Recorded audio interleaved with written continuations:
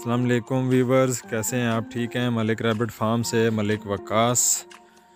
आज हम खरगोशों के लिए जो लूसन हमने खुशक किया हुआ है, उस खुशक लूसन को संभालने में हमारी लेबर काम कर रही है।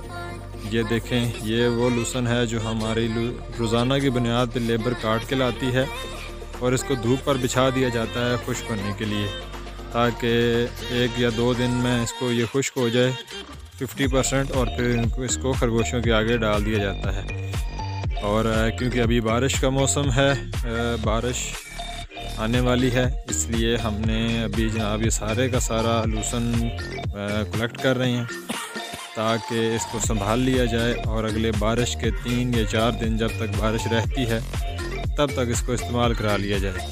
तो आप लोग भी मौसम की पेशन गोई चेक करते रहा करें। जैसे ही बारिश का मौसम बने और तो उससे पहले आपकी तैयारी जो है वो कंप्लीट होनी चाहिए। आपके पास इतना लूसन या चारा होना चाहिए कि बारिश के दिनों में आप उसको आसानी से इस्तेमाल कर सकें। बहुत शुक्रिया। चैनल को सब्सक्राइब ज़रूर कर दीजिएगा। अल्लाह हाफिज़।